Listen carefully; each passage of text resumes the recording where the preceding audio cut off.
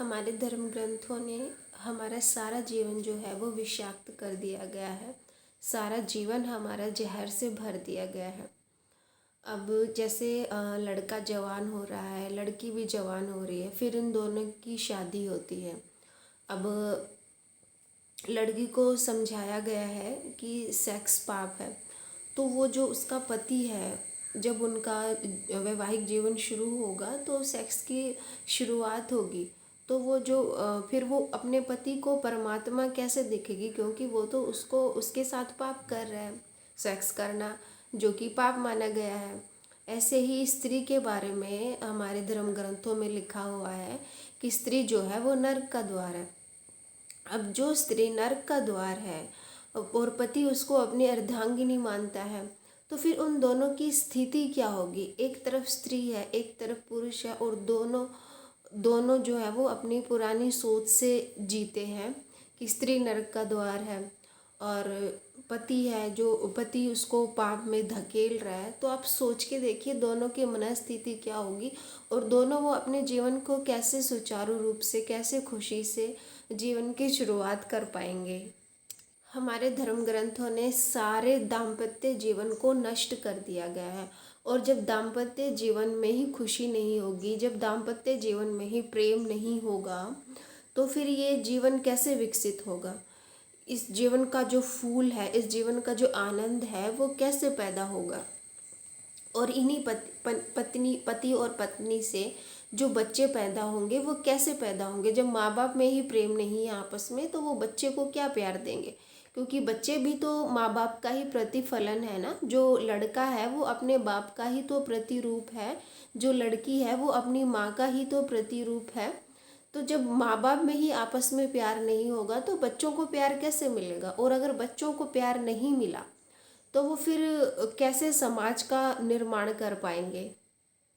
एक माँ कहती हुई आपको दिखेगी कि मैं बहुत प्यार करती हूँ, ऐसे ही बाप कहता हुआ मिलेगा, ऐसे ही बच्चे कहते हुए मिलेंगे कि हम प्यार से भरपूर है। सारी दुनिया ये कहती है कि मैं प्रेम में हूँ, लेकिन अगर आप देखेंगे सारी सृष्टि को तो प्रेम कहीं पे भी नहीं है। हर जगह हिंसा है, हर जगह क्रोध है, हर जगह युद्ध हो रहे हैं, और फिर लोग बोल रहे हैं कि हमारे भीतर प्यार है।